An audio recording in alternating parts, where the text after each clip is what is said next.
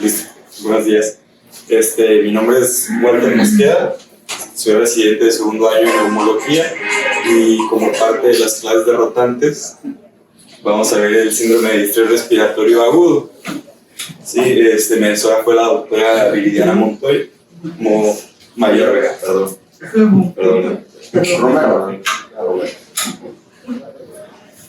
Como parte del síndrome de distrés respiratorio, tenemos que ha pasado por diferentes fases a través de la historia, desde que fue descrito en 1967 por Auerbach, en el cual se tiene la definición a través de 12 pacientes, en los cuales este doctor vio que existía una hipoxemia refractaria. Posteriormente observó que había complianzas bajas y cuando le realizaron la autopsia de estos cadáveres, se encontró con la presencia de membranas hialinas, similares a las que se encontraban en el síndrome de distrés respiratorio del recién nacido, por lo cual a este momento de la historia le fue atañado el nombre de síndrome de distrés respiratorio del adulto.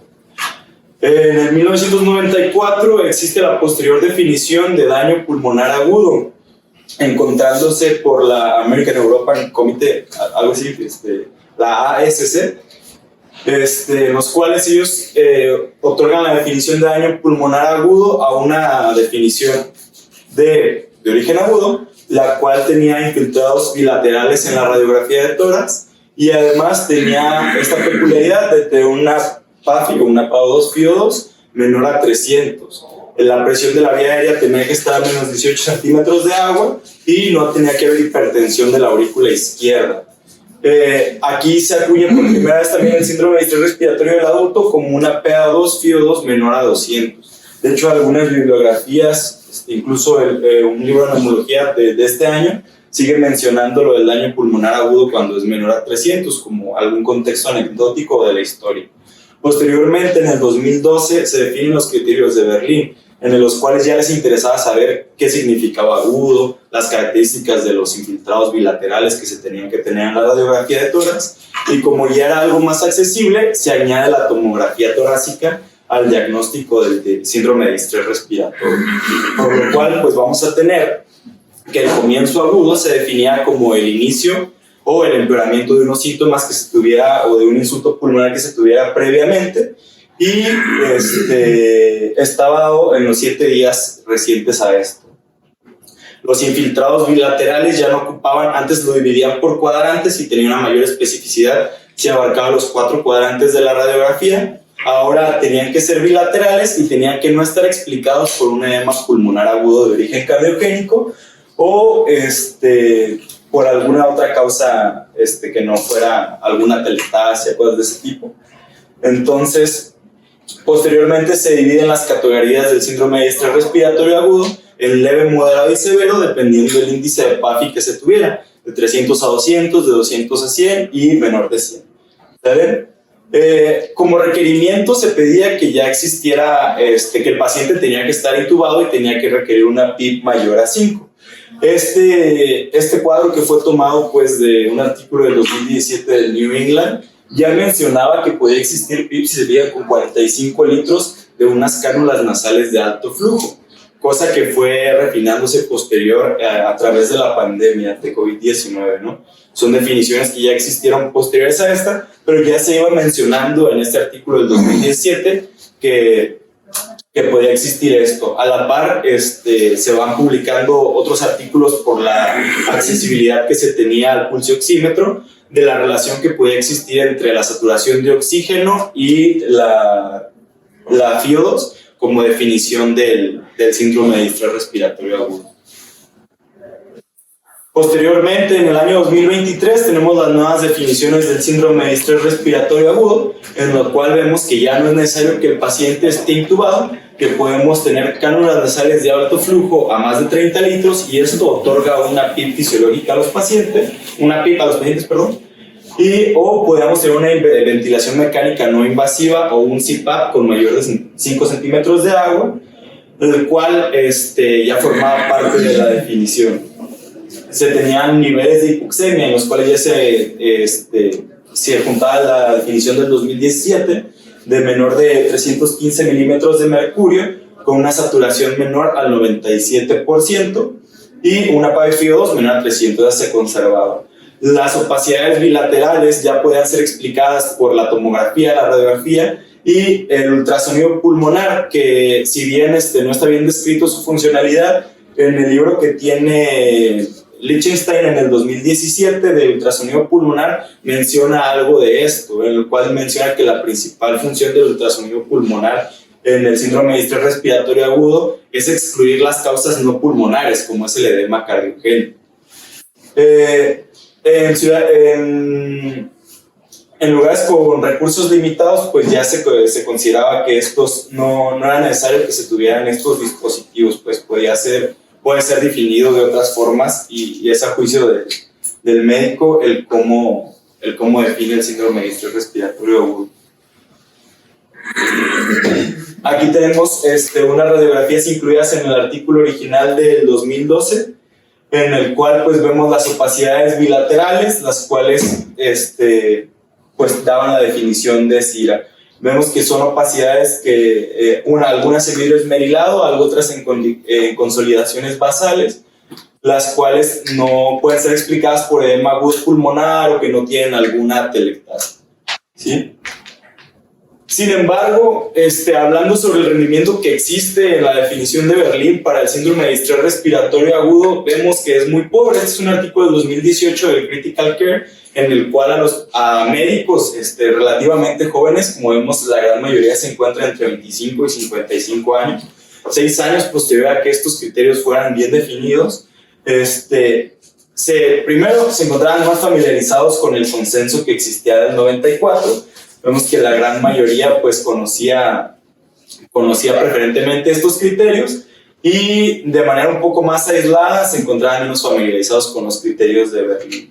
Lo que se hace en este estudio es que por 3 semanas a estos médicos se les instruye sobre qué es el síndrome de distrés respiratorio agudo, se tiene un grupo control al que no se instruye y posteriormente se les ponen radiografías, en las cuales, pues como vemos, los que sí acertaron y sí era un síndrome de distrés respiratorio agudo, y en los que se equivocaron a pesar de que sí era un síndrome de distrés respiratorio agudo, y en los que fallaron a pesar de que no eran un síndrome de distrés respiratorio agudo.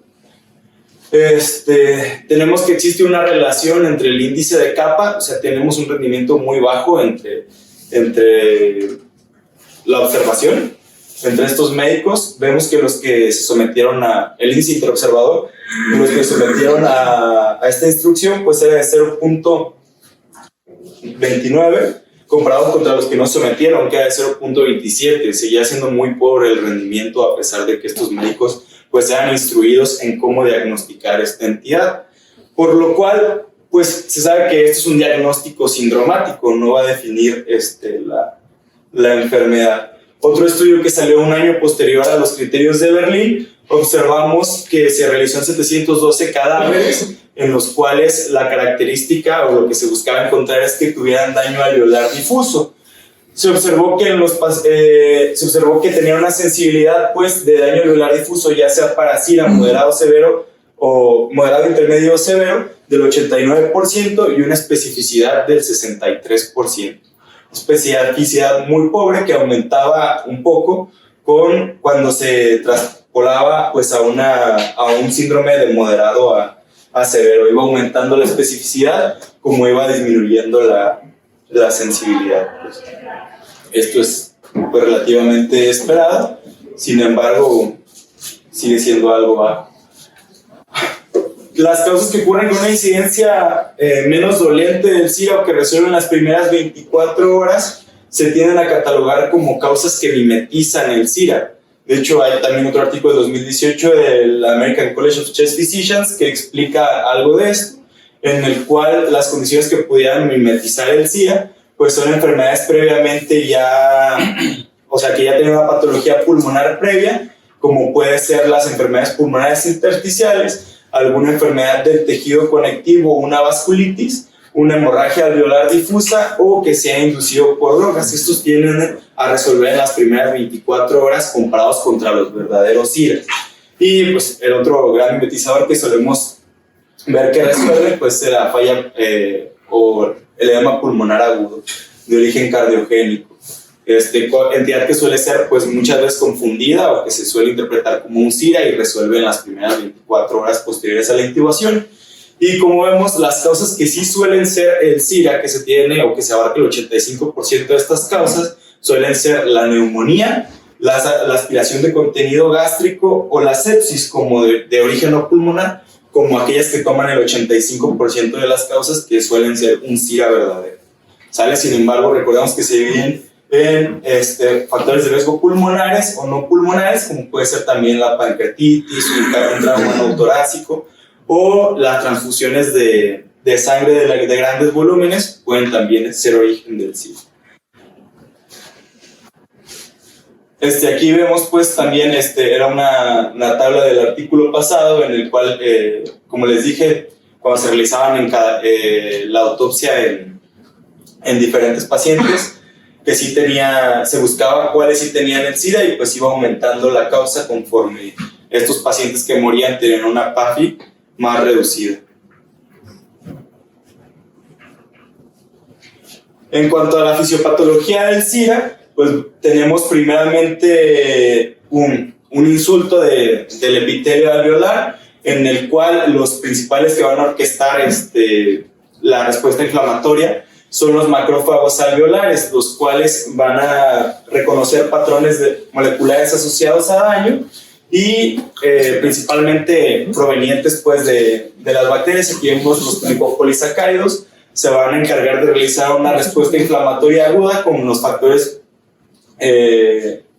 con la interleucina 1, con la interleucina 6, la interleucina 8 y el interferón, y con el interferón tipo alfa, tipo beta, perdón, en los cuales el macrófago tipo 1 va a ser activado y posteriormente va a enviar señalizaciones a los neutrófilos. Estos van a liberar las NET, los leucotrienos B4 y las metaloproteinasas de la matriz, las cuales pues, van a causar un edema intersticial de origen no hidrostático, van a causar inflamación pulmonar y junto con el daño alveolar va a haber un exudado rico en proteínas, la cual se va a encargar de la disfunción del epitelio, del epitelio alveolar. Vamos a ver que puede existir un desprendimiento de las membranas basales. Sin embargo, las principales afectadas aquí van a ser las células alveolares tipo 1.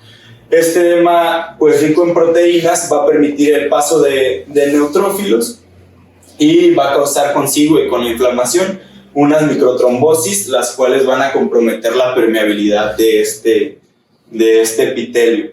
Con esto vamos a ver que se ve reducida la tensión se ve aumentada la tensión superficial, lo cual va a tener una consecuente aumento de la presión de manejo, es por lo que vemos presiones o por lo cual los pacientes se benefician de una PIP alta, lo cual disminuye la presión de manejo.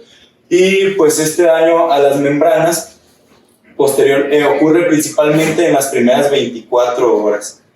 ¿Sí?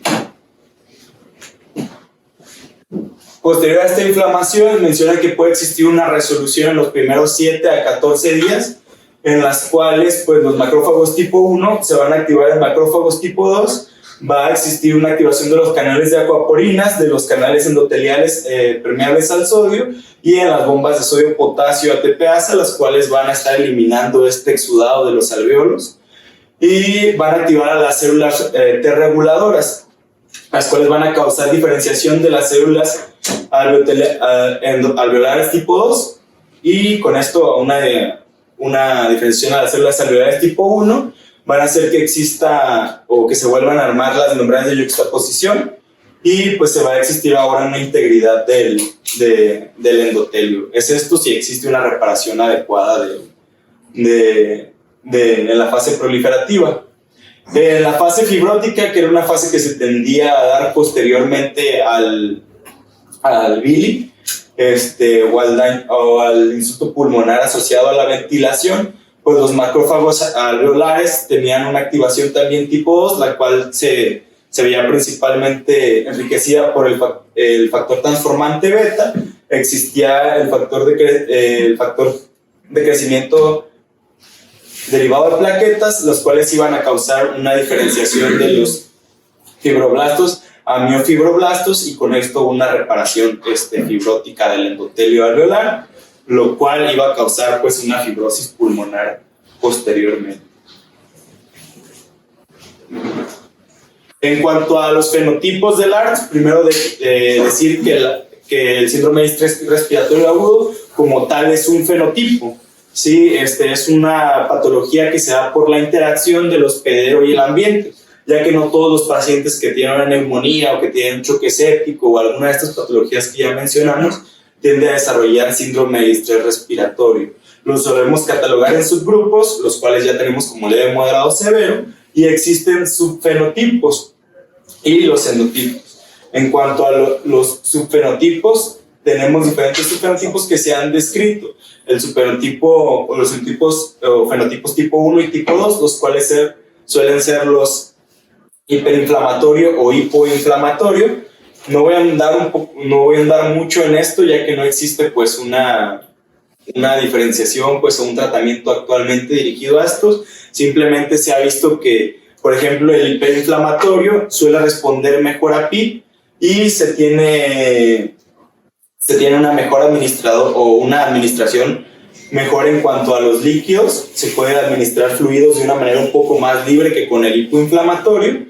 Y el estudio HARP-2, que es un estudio publicado en el New England, pues demostró que los pacientes también responden mejor a la simvastatina. Aquí vemos la mortalidad a los 90 días. Aquí el hiperinflamatorio era del tipo 2. Con mayor PIB, estos pacientes respondían más que los hipoinflamatorios. ¿Sale? Vemos aquí este estudio de Lancet del 2014, el cual pues compara bastantes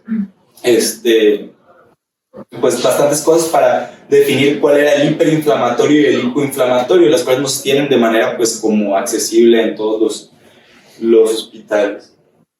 Y es el estudio que les menciono, el HARP-2, en el cual pues se vio que los pacientes respondían mejor o tenían una mejor mortalidad cuando se les administraba simvastatina. Menor mortalidad. En cuanto a las cánulas nasales de alto flujo, que ya se adjunta pues en esta guía de la European Society of Critical Intensive Medicine, ya se dan recomendaciones de cuándo y cómo usar estas cánulas nasales de alto flujo. Primeramente, se recomienda en pacientes los cuales no tengan una insuficiencia respiratoria aguda tipo 2 o que no se sepa que ya van a ser bien respondedores al CPAP, como puede ser los pacientes con una exacerbación de EPOC o los pacientes que tienen un edema agudo pulmonar. Los pacientes con esas características, pues sabe ya desde hace tiempo que son mejores respondedores a la ventilación mecánica no invasiva. Por lo cual, la ATS pues recomienda que se inicien en pacientes en los cuales la terapia convencional con oxígeno no es suficiente, a pesar de una PIB de una fracción inspirada de oxígeno estimada en 0.7 o 70% y que no logre una saturación del 88 al 93%. ¿Sí? Pues como sabemos, las cánulas nasales de alto flujo aquí tienen una mortalidad, disminuyen la mortalidad pues de una manera un tanto dudosa, ¿no? Porque como vemos el intervalo de confianza pues sobrepasa el 1, que es ahí comparado con la terapia convencional de oxígeno. Sin embargo, sí disminuye los grados de intubación. Aquí vemos que lo disminuye en el 89 en el 0.89 con un intervalo de confianza del 81 al 0.97, 0.81 al 0.97.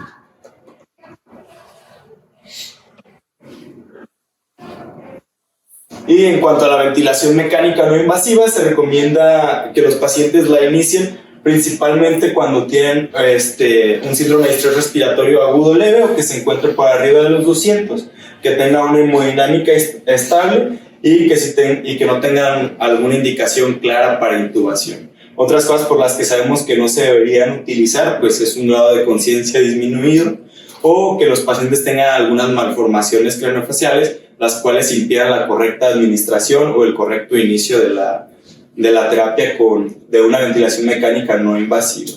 Otra cosa importante es que aquella terapia con ventilación mecánica no invasiva que ha demostrado tener una mejor utilidad o disminución de la mortalidad es aquella que se realiza con el casco. Comparada con la interfaz oronasal, el inicio con un casco es mejor para estos pacientes. Sin embargo, pues no se tiene bien accesible un casco para terapia de ventilación mecánica no invasiva en todos los lugares.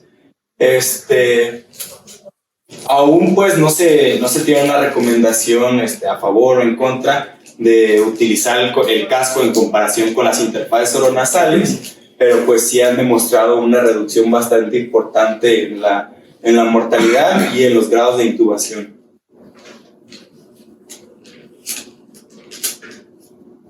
Esta es la ventilación pues con un casco, como vemos tiene tubos de ventilación, y una válvula expiratoria la cual pues permite la no reinhalación de estos pacientes.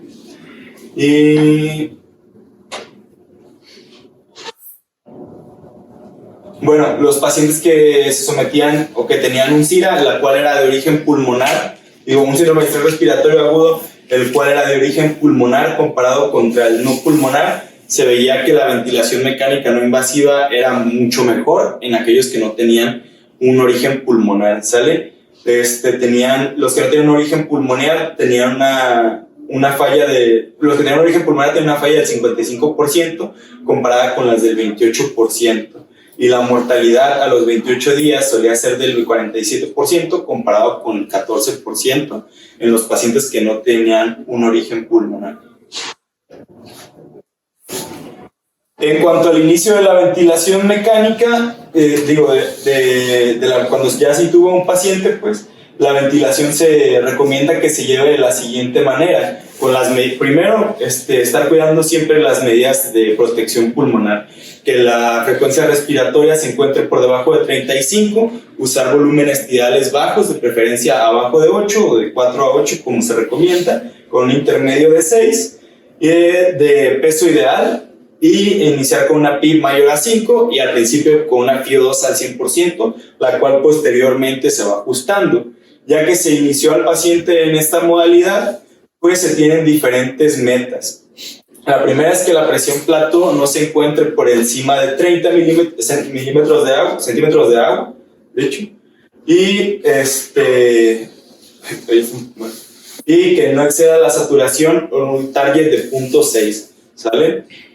Cuando se tiene una presión plató por encima de esto, se recomienda ir disminuyendo los volúmenes tidales, que se iniciaban previamente en 6, irlo disminuyendo de 1 mililitro por kilo de peso predicho cada 2 horas hasta que se tenga una presión plató adecuada. ¿Sí? Y si se tiene una FiO2 excesiva y estás por arriba de 0.6, se recomienda ir aumentando la PIB igual 1 cada 2 horas hasta que se tenga una saturación adecuada. ¿Sale? Y pues estos parámetros fueron los recomendados por el ARSNet en su estudio, en los cuales pues ya vieron que tenían una mejor mortalidad los pacientes que sometían a volúmenes tidales bajos, que eran estos, comparados contra los que no. Tenían mejor supervivencia desde el día 20 hasta el 180. Como vemos, se mantenía esta mejor mortalidad cuando se iniciaban los pacientes en volúmenes tidales bajos. Otras medidas actuales de protección pulmonar son las medidas de protección pulmonar y diafragmática, en las cuales como hay 2 cosas que tenemos que estar cuidando: no dar una PIB excesiva o no dar una PIB la cual no sea lo suficientemente adecuada, que no se tenga una sobredistensión o un derreclutamiento. Lo ideal sería pues tener en estas que menciona un balón esofágico el cual permita medir o permita obtener la presión transpulmonar a través de la ecuación de la presión transpulmonar, ¿no? Que es la presión alveolar menos la presión esofágica, en este caso la presión pleural. En cuanto a las medidas de protección diafragmática, se tienen las siguientes o son propuestas las siguientes en este estudio. ¿Sale? Primero, que no se tenga un neotrauma por sobredistensión o sobreresistencia, en la cual las que tenemos nosotros o que se tendrían más accesibles sería la P0.1, que siempre se mantenga de menos 1 a menos 1.5. ¿Sale? Una presión esofágica de menos 3 a menos 2, o una fracción de acortamiento diafragmática del mayor al 15%, que son medidas que tenemos pues disponibles en la mayoría. ya sea por ventilador o porque se tiene un ultrasonido a la mano, y ver que no exista una baja resistencia, la cual también puede ocasionar un miotrauma. Sale que se tenga una fracción de acortamiento diafragmática, hay que cuidar que se tenga una menor al 30 o al 40%, dependiendo de la bibliografía en la que se refiera, una presión esofágica que sea, aquí que yo sepa es menor a 12 y menor a menos, o bueno, menor a menos 12 menos 8. Sí, o una P0.1 a 3.5 o a 5, que serían las que mayormente tenemos, y estar cuidando que no se tengan miotraumas debido a, aquí como vimos, unas desincronías en la fase expiratoria, las cuales pues fuerzan al diafragma a un mayor trabajo. Y pues los objetivos de estas son mantener un esfuerzo inspiratorio modesto, mantener sincrónico en el ciclo expiratorio del paciente y evitar un frenado excesivo. Otras medidas de protección pulmonar que se han visto que son efectivas es mantener una driving pressure menor a 16. En este estudio de New England pues compararon de manera retrospectiva a pacientes y vieron la mortalidad asociada y observaron que se disparaba posteriormente o cuando se tenía una driving pressure por encima de los 16 centímetros de agua, por lo cual se recomienda pues aumentar la PIP en estos pacientes para que tenga una presión de manejo un poco más baja. Esto sí disminuye la mortalidad de manera importante. Otras que se tienen y que no mencioné aquí pues son la que utilizan, que es el poder mecánico, que toma en cuenta pues todos los factores de protección pulmonar, como son la driving pressure, la frecuencia respiratoria y los volúmenes tidales, para obtener una ecuación en la cual se asocia pues a daño pulmonar, pero cuando se encuentra mayor a 2. Y en cuanto a la PIP y las maniobras de reclutamiento, pues primero se ha visto que una PIP alta se recomienda en pacientes los cuales ya sean un SIRA moderado a severo. Como tal, no existe una definición actual en la cual sea una PIP elevada o una PIP excesiva, y pues en el estudio Express se vio que los pacientes, correlacionando con el fenotipo hiperinflamatorio, se le podía administrar una mayor carga de líquidos a los que tenían una PIP excesiva, y es esperado también por cómo disminuye la precarga que le llega al corazón por el efecto que tiene expansivo. Las maniobras de reclutamiento pulmonar ya no se recomiendan, la cual pues era sostener la PIP por un minuto a mayor a 35, estaba pues la de 40-40 o esta de que era un minuto mayor de 35, ya son medidas que no se recomienda y que se asocian a Billy. En cuanto al uso de esteroides, es recomendable utilizar esteroides en todos los contextos de un SIRA. Se ha visto que disminuyen la mortalidad y disminuyen los días de ventilación mecánica de una manera pues muy importante, menos 4 días a menos 5 a menos 0.2. El problema con el uso de esteroides es que no se tiene como tal una dosis específica. Aquí menciona la guía y en el apartado suplementario pone esta tabla en el cual se tienen 17 estudios, los cuales sí han sido estudios clínicos aleatorizados, en los que disminuyen los esteroides la mortalidad en estos pacientes y los días libres de ventilación. Los esteroides pues ya sabemos su efecto, pueden causar disglucemias y no se tiene una asociación como tal fuerte con el sangrado gastrointestinal o una debilidad neuromuscular con su uso. El problema es que no existe actualmente pues un uso, más bien un esquema bien referido de esteroides que se deba de usar. Hay actualmente dos estudios corriendo con esta finalidad. Pero pues se han utilizado diferentes esquemas, ¿no?, que han sido efectivos. En cuanto a la posición prona, se recomienda que esta se inicie en pacientes que tienen una FiO2 de moderada a severa o cuando esta alcanza los 150 milímetros de mercurio. Esto se vio desde el estudio PROCEBA, en el cual la posición prona mejora la oxigenación de estos pacientes y tiene una mejor respuesta y disminuye la mortalidad de una manera bastante importante, con 0.58. Otras cosas con las que queda duda es la pronación en pacientes que no tienen una ventilación mecánica no invasiva, que se realizó o que se hizo pues en COVID, ¿sale? No se sabe de manera efectiva si esta funciona, pero pues con los dispositivos de alto flujo se solía pronar a los pacientes de manera despierta y sí tener una mejoría en cuanto al índice de la PAFI, perdón. Este es el Proceva, y en cuanto a los lineamientos, estos son los lineamientos de cuándo iniciar, o las recomendaciones que ellos encontraron de cuándo iniciarla. A los pacientes se les aleatorizaba, se les daba de 12 a 24 horas para que se les pudiera estabilizar, y en ese tiempo se les pronaba. Y como ya se mencionó previo, pues tenían una disminución en la mortalidad bastante importante en comparación con los que no se pronaban.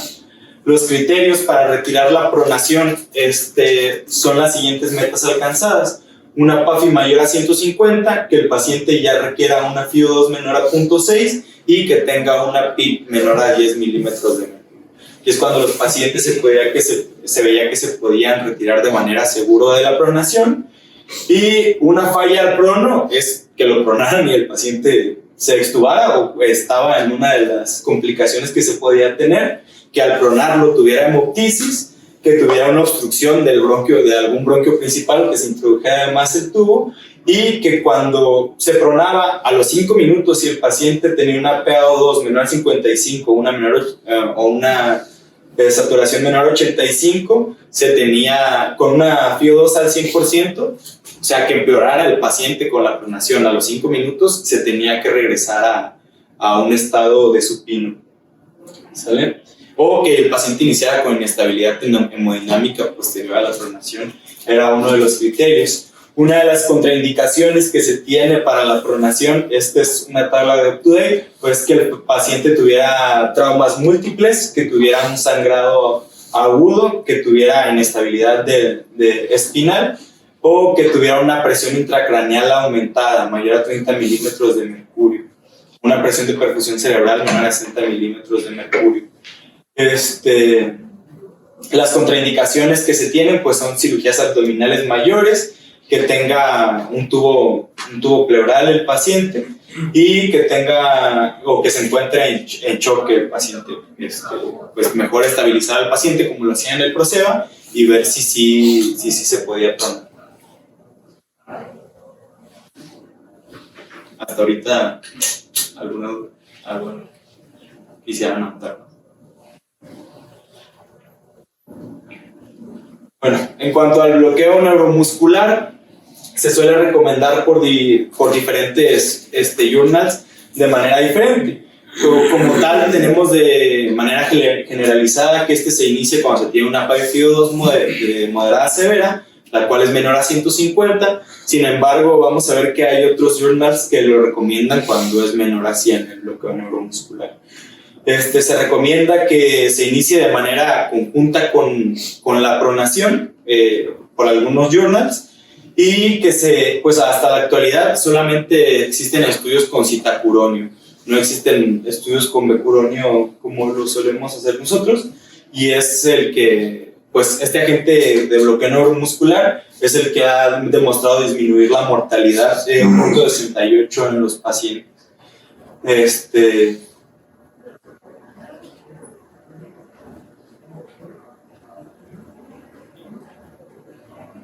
Pues ya, en cuanto al uso de membranas extracorpóreas, el Eolia pues fue un trial que se realizó también en el New England en el 2018, en el cual los criterios para inclusión a la membrana extracorpórea es que se tuviera una PaFi-FiO2 menor a 50 por 3 horas, o que se tuviera una menor a 80 por más de 6 horas, con una acidosis respiratoria de 7.25. O sea, son los criterios que se incluían en estos pacientes, pues ya son,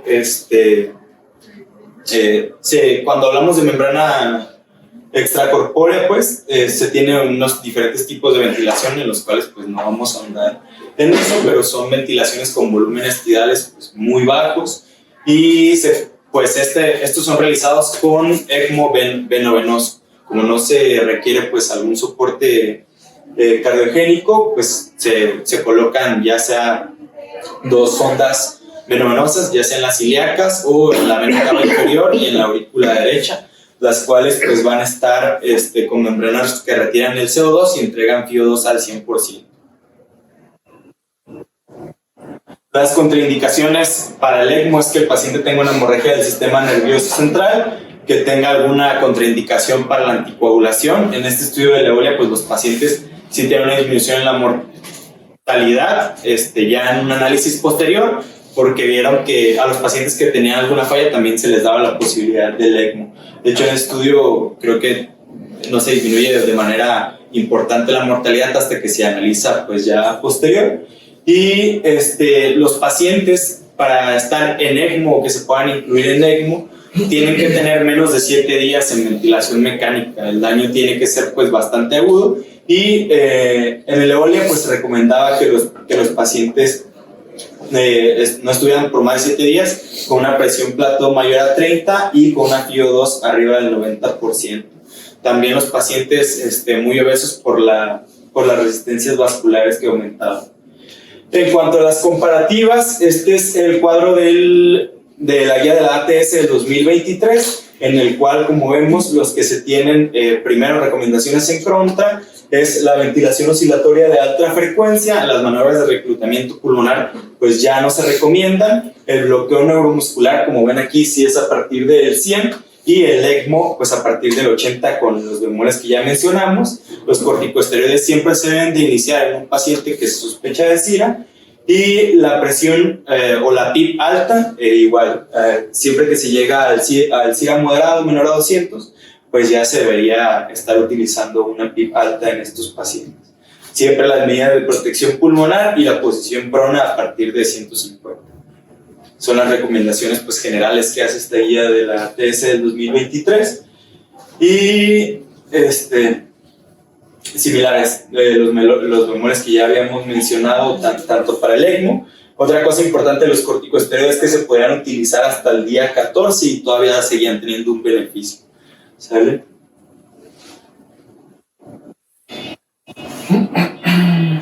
Esta pues es la guía del BMJ del 2019, en el cual pues son recomendaciones bastante similares. De hecho no ha cambiado mucho las recomendaciones que se tienen. El bloqueo neuromuscular, como vemos aquí, se inicia desde el moderado, ¿sí? Desde que se tenía 150.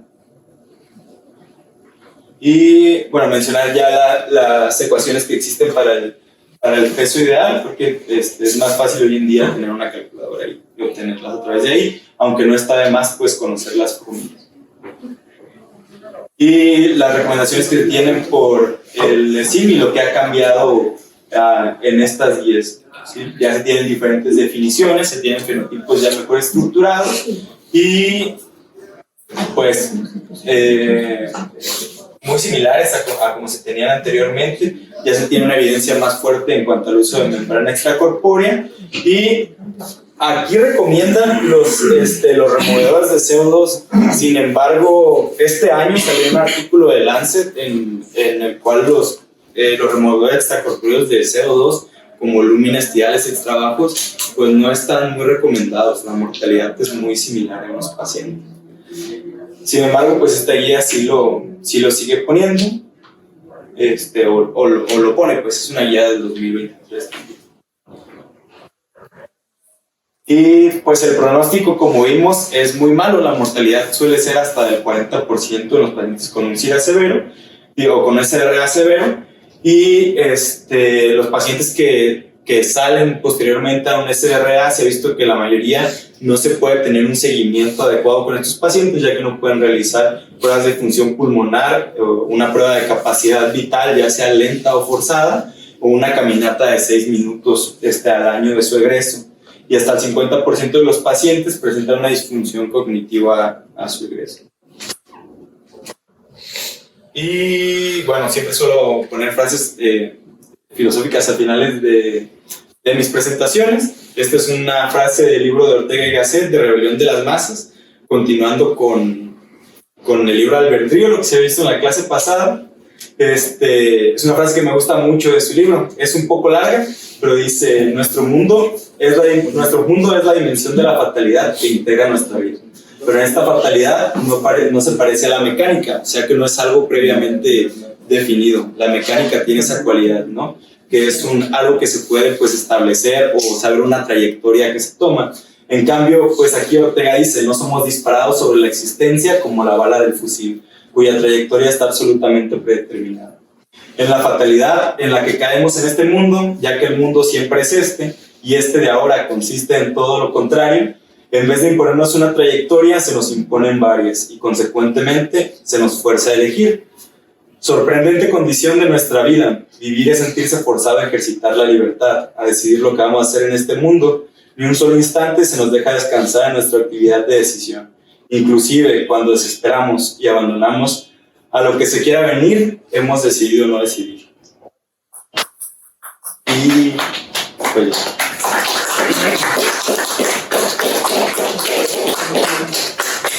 bueno, aplaudes. ¿O no? Decidí aplaudir. ¿Tú decidiste aplaudir? Tú me decidiste aplaudir.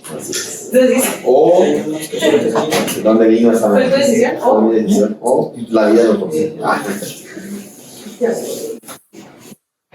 Entonces sí existe libre albedrío para él.